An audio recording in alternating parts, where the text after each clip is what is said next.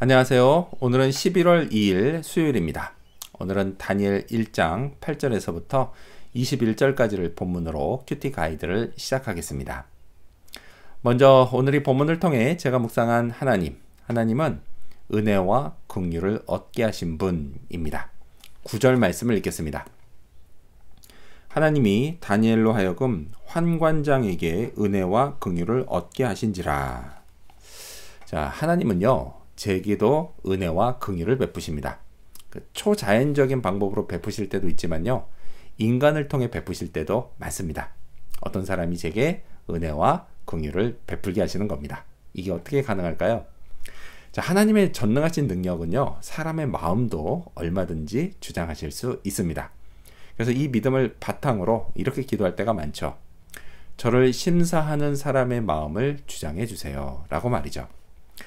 저는요, 이제껏 비자 심사를 여러 차례 받았는데요, 그때마다 이렇게 기도했고, 그 결과 하나님은 제가 심사관에게 은혜와 긍휼을 얻게 하셨습니다.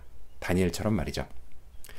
눈여겨볼 건요, 이 일이 있기 전에 다니엘이 뜻을 정했다라는 것입니다.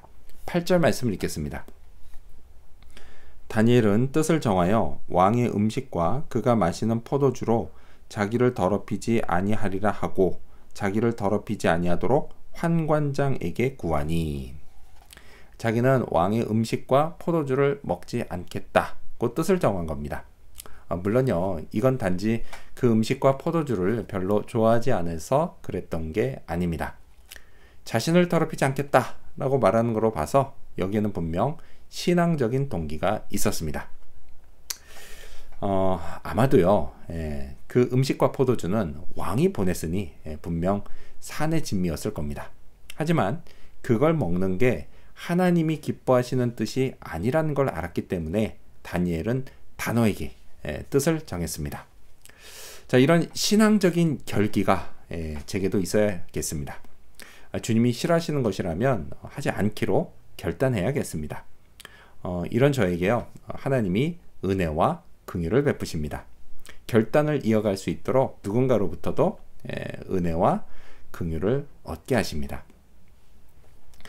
자, 그렇다면 계속해서 오늘 이 본문을 통해 제가 발견한 인간의 모습, 어떤 게 있을까요?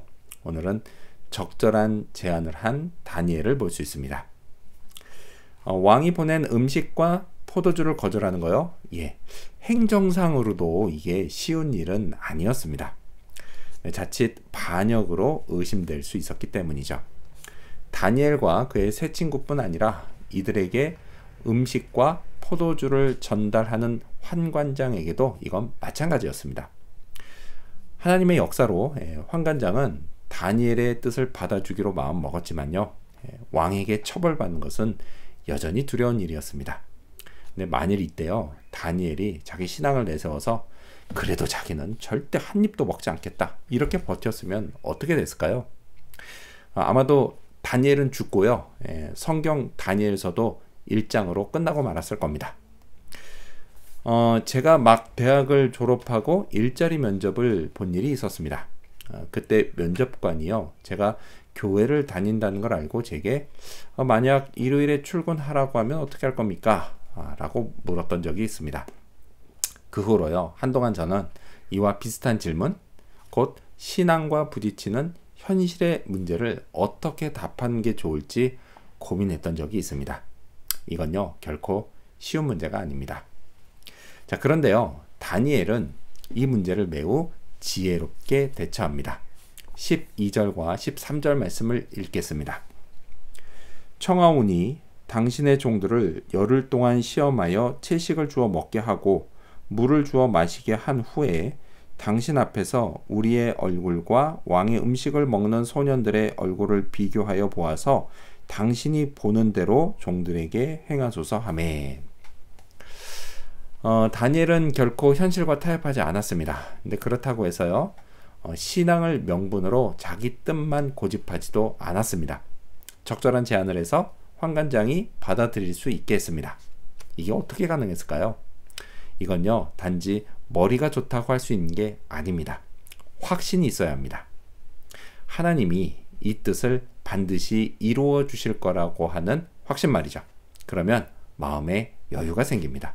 그러면서도 하나님이 기뻐하시는 방향으로 나아갈 수 있습니다. 이런 확신이요, 제게 꼭 필요합니다. 자, 그렇다면 끝으로 오늘 이 본문을 통해 나에게 주신 교훈이 뭘까요? 그건 하나님께 받자입니다. 17절 말씀을 읽겠습니다. 하나님이 이 내 소년에게 학문을 주시고 모든 서적을 깨닫게 하시고 지혜를 주셨으니 다니엘은 또 모든 환상과 꿈을 깨달아 알더라. 하나님이 내 소년에게 공통적으로 학문과 지혜를 주셨습니다. 그러니까 하나님께 받았으니 그 수준이 분명 탁월했을 겁니다. 아니나 다를까요? 성경은 그들의 지혜와 총명의 수준이 바벨론 제국에서 가장 뛰어났다라고 전합니다. 참 부럽습니다. 학문과 지혜에 관해서요, 제 수준이 어느 정도인지 저는 너무도 잘 압니다. 그래서요, 끊임없이 구합니다. 매주 구합니다. 자, 여기에 더해서요, 다니엘은 모든 환상과 꿈을 깨닫는 능력까지 받았습니다. 이것은요, 그가 이 땅의 지식뿐 아니라 하늘의 지식까지 받았다라는 것을 의미합니다. 정말 부럽습니다. 제게는요, 다니엘이 받은 것 같은 환상과 꿈을 깨닫는 능력이 없습니다. 하지만요, 그렇다고 해서 하나님을 믿고 따르는데 큰 어려움이 있는 것은 아닙니다. 제게 그런 능력은 없지만요, 이런 저를 위해서 하나님이 당신의 뜻을 성경에 문자로 기록해 놓으셨기 때문입니다. 그걸 읽고 이해하는 건요, 그리 어려운 일이 아닙니다. 성령을 의지하며 읽을 때 하나님이 깨닫게 해주십니다. 당장은 아니더라도요, 언젠가는 꼭 깨닫게 해주십니다. 자, 그래도 어쨌든 학문과 지혜를 계속 구하고 받아야겠습니다. 총명함도 계속 받아야겠습니다. 오늘도요, 그런 하루가 되기를 소망합니다. 기도하겠습니다. 은혜와 긍휼을 얻게 하신 하나님, 사람의 마음을 주장하심을 믿고 기도하게 해 주시옵소서. 다니엘처럼 뜻을 이루실 하나님, 그 하나님을 확신하며 마음의 여유를 갖게 하여 주시옵소서. 그리고 학문과 지혜와 총명함을 구하고 하나님께 받게 하여 주시옵소서. 계속 구하고 계속 받아 하나님이 기뻐하시는 뜻으로 살아갈 수 있도록 도와주시옵소서. 오늘도 그런 하루 되기를 간절히 바라오며 예수님의 이름으로 기도합니다. 아멘.